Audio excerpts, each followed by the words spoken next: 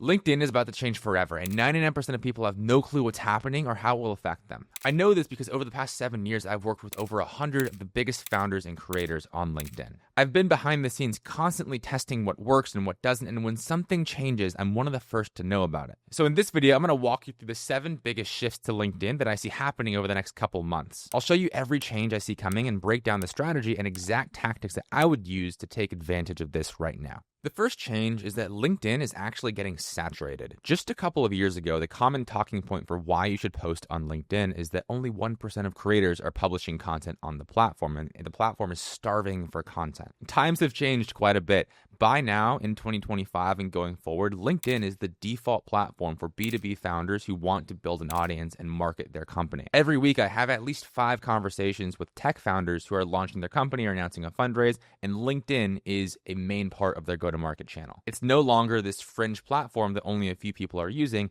It's become commonplace and a core part of B2B marketing strategy. And on top of that, AI content is flooding the feed. Tools like ChatGPT, Claude, even Bluecast, are making it easy as possible to go from blank page to finished, somewhat coherent draft in just seconds. So of course, we're going to see an increased volume of content hitting the LinkedIn feed, and it's getting more crowded. One consequence of this and why you should care is that the value of generic how-to content is getting driven to zero. It's become a commodity. Anyone can do it. So if you're only posting basic listicles or basic how-to generic content, you're not going to build an audience. You're not going to stand out. You're going to blend into that noise. But there is hope, and there actually is a massive positive to come out of this. So I want to get into the strategy here. If you can truly create great content, there's always an opportunity for you to grow. Now, in 2025, what does great content mean? This is where we get into the strategy. Every post that you make either needs to have a unique story or narrative or a truly unique polarizing opinion. Safe, generic how-to content is dead. It doesn't work anymore. You really should not do that. You need to have one of these or both in every post. If not, you're not going to stand out, and AI content is just going to crowd you out of the feed. So a quick example of this, right, is this post where I talk about how to create more content, even if you don't have time, even if your schedule is busy. A generic version of this might have just been a basic listicle where I talk about here's how to make more time in your calendar to create content for LinkedIn. But instead, I use this narrative hook of every week I speak to 5 to 10 Series A, Series B founders who know content's important. They want to post more on LinkedIn, but they have zero time. Then I get into the actual tactics. But I use that story of, hey, I talk to these founders every single week. You should trust me versus this random person who's using this Claude-generated piece of content. The second shift I'm seeing on LinkedIn is that content lifespan is increasing. If you've opened the feed and scrolled your timeline at all in the past 2 to 3 weeks, you're likely seeing an increased amount of posts from 2 to 3 weeks ago. And it's not just you. This is a platform-wide shift to the algorithm that LinkedIn has actually been pretty open about.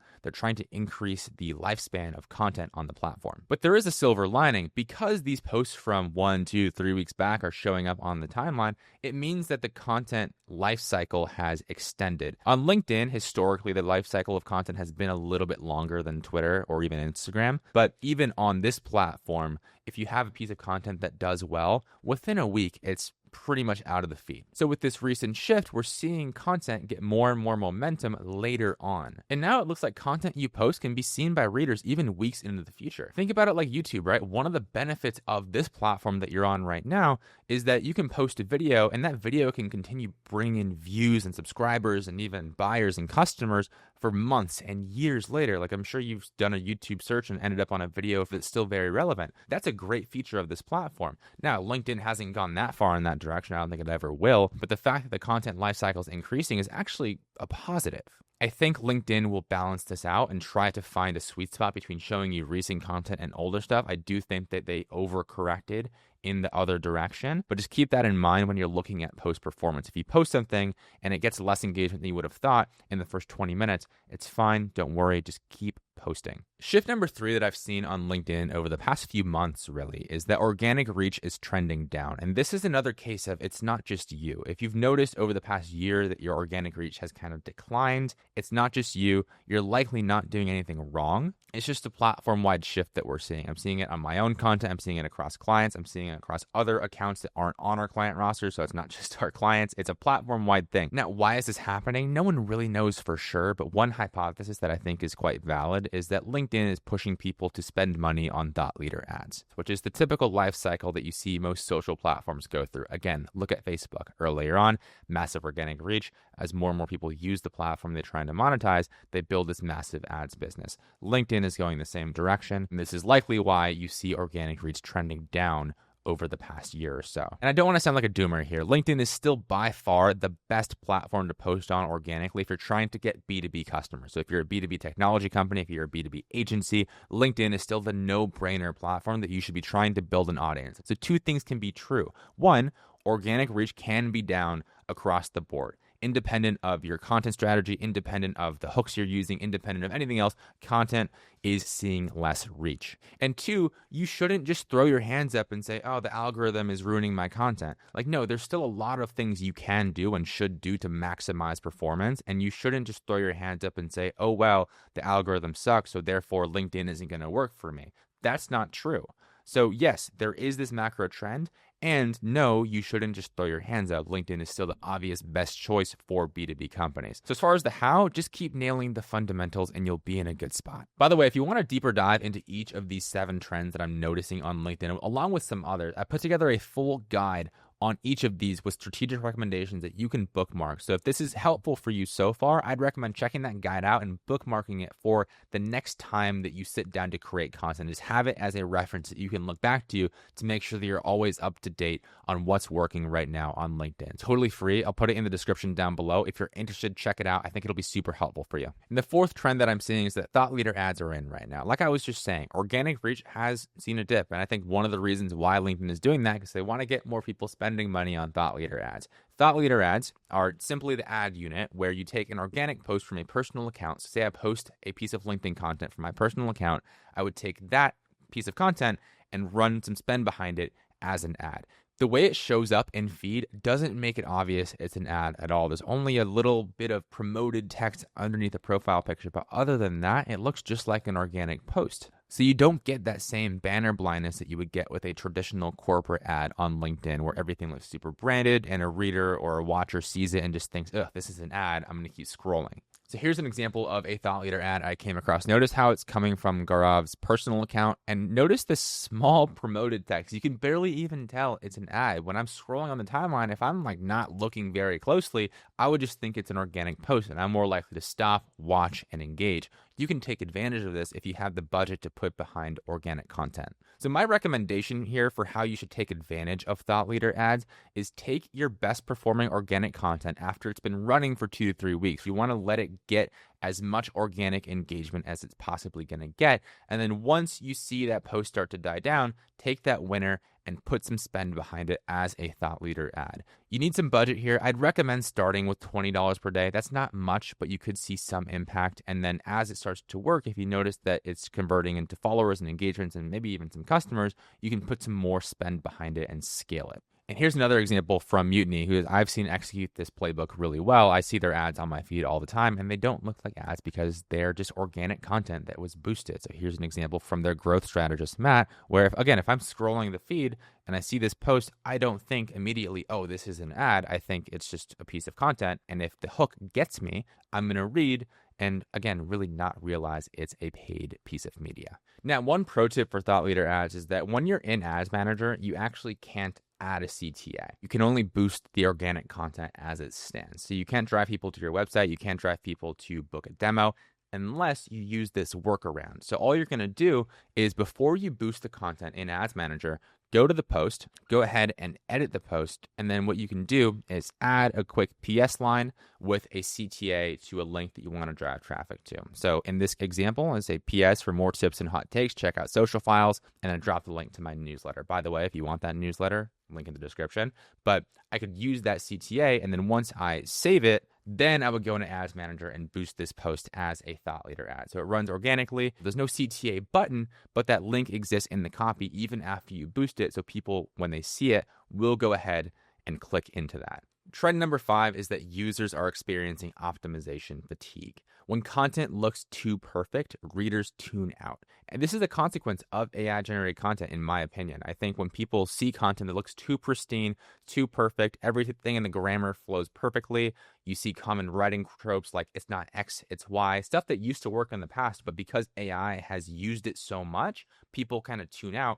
They're seeing this optimization fatigue. So if your content looks too perfect, it sounds counterintuitive, but it might not do as well. You also see this happening with hook templates. On LinkedIn and across social platforms in general, when a template or a hook style or a format gets a lot of traction for one person, you see another person copy it, and then another person, It becomes a repeatable template.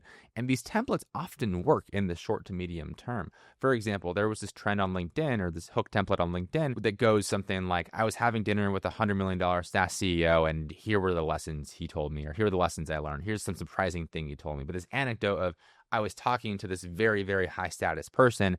They gave me some information that you want to know about. And when people first started using this, one, those anecdotes were real and people trusted them and they were very compelling. But once the marketer guru type saw that this hook template worked, they all started using it. And it got to the point where everyone's like, there's no way that every single person on this platform is talking to a $1 billion CMO every single week. That just doesn't make any sense. So now, even if it's true, when you use that template, the reader is probably not going to trust it. So there's two things we need to consider here, right? The writing style itself, so making sure it sounds human, and then also not overusing templates and knowing when a template has run its course. You should still use templates. If you see something that's working, you see a format that works for you, double down and use it. The templates exist for a reason. But you've got to know when that template or when that content format has reached the end of its life cycle and we've got to retire it. So now, as far as the strategy I'd recommend here to lean into this trend and take advantage of it, it's pretty counterintuitive. You actually want to include imperfections in your content on purpose to make it sound human and authentic to you. For example, something as silly as including intentional grammar deviations, or maybe even a typo. So here's an example of a post that I wrote that sort of follows this casual tone of voice and doesn't sound overly perfected or AI generated. Hey, I'm in team meetings all day today, so I figured I'd stop in, drop a few content marketing hot takes on the timeline with zero context, and close the LinkedIn tab on my laptop. Here it goes. Notice how that's just a bit more casual. It's not super well formatted. It's just kind of off the cuff, feels stream of consciousness. That's intentional. My goal is to make it sound like I'm the one who wrote that. It's my voice, because it is true. I'm the one who wrote that. It's my tone of voice. It's unique. It's casual. It doesn't feel super sterile or overly formatted. It's not some played out template. And you see this other example here. It's like, I'm not sure he needs to hear this, but answering, happy to discuss this on an interview to a question on a job application will probably not land you that interview. Just a super quick, short form, funny, humorous post. It's a bit more casual. But the main takeaway here for this trend is don't make your content too perfect. Include some imperfections, include your unique tone of voice. And if you're a founder working with a content agency, make sure they're doing this. So when we work with clients, we also implement this intentionally. We don't want their content to sound too perfect. Now, moving on to trend number 6, LinkedIn is increasingly playing a role in answer engine optimizations. And one interesting trend that I've noticed is that over the past couple of weeks, I've had multiple founders call out that people are finding their product through ChatGPT, and ChatGPT is using the LinkedIn content that we produce to index that client or index that product in their answers. And yes, traditional SEO still plays a massive role here, but LinkedIn can also have an impact. And it's just one of the side benefits of posting consistently on the platform. So obviously you're going to get inbound leads from LinkedIn itself. You're going to see cold outbound probably work better. You're going to see paid media work better. Now, another benefit is that you'll start to show up in ChatGPT and Claude and all these AI answer engines a lot more frequently because those platforms are picking up on your LinkedIn content. Now, as far as the strategic recommendation here, the good thing for you is that it doesn't require you to change a whole lot. As far as we know right now, the only way to influence this with LinkedIn content is just to post LinkedIn content consistently. So 5 times per week is what I'd recommend. If you want to go slightly more than that, that's fine. But there's no secret tactic that you're going to use in your LinkedIn content that's going to increase your ability to show up in ChatGPT or Claude. Anyone telling you otherwise is just BSing you at this point. There's too much we don't know. The only recommendation I have here is just to post consistently. The more you post, the more opportunities you have for AI to pick up that LinkedIn content. Now, this seventh platform shift has massive implications for your LinkedIn strategy, and the companies and founders who are able to take advantage of this are going to have a massive step up. And that's the idea of building a content ecosystem. The savviest founders on LinkedIn are building a content ecosystem with their content, their co-founders' content, their employee content, their branded content. And the companies that really demolish the competition on LinkedIn make their target audience think, damn, I can't escape these people. Every time I open LinkedIn, I see something from this company. And the way you do this is by building a content ecosystem. In other words, you want to layer in multiple accounts that are active on LinkedIn on behalf of your company. LinkedIn is a unique platform in that it is volume constrained. So because you're volume constrained by how much you can post on one account, the way you get around this is by layering in multiple accounts and scaling horizontally. Here's exactly how I'd execute this as a B2B company in 2025. I'd start with one founder. If you're just starting from scratch, get one founder posting consistently on LinkedIn. If you do this alone, you'll be in a pretty good spot and you'll be ahead of, I'd say, 90 to 95% of companies on LinkedIn just by having one founder consistently posting valuable content. Once you've got that in place for a couple of months, layer in the rest of your founding team. If you have co-founders, get them all active on LinkedIn as well. Once you have all your co-founders in, the third step is going to be layering in any other senior leadership on the team that wasn't part of your founding team, but senior leadership who also has a relevant audience on LinkedIn, get them posting. And finally, step number 4 is get the rest of your employees active on LinkedIn. Not everyone's going to be. You can't force everyone to post. But if there are even junior employees who are showing interest in building an audience on LinkedIn, encourage that. Get them to post. Because what you'll often find is that across these different accounts, different people will speak to different segments of your audience. So having all these accounts active on LinkedIn not only gets you more volume, but allows you to hit unique segments of your audience in the most relevant way possible. But try to get 4 to 5 personal accounts on behalf of your company posting. It's very doable. A few examples of companies doing this very well. Exit 5 crushes this. Dave Gerhardt literally wrote the book on founder-led content. It's Founder Brand. If you haven't read it, definitely check that out. He and the rest of his team at Exit 5 do a really good job of posting consistently on LinkedIn. And I constantly see content from their team on a daily basis because they have multiple accounts active.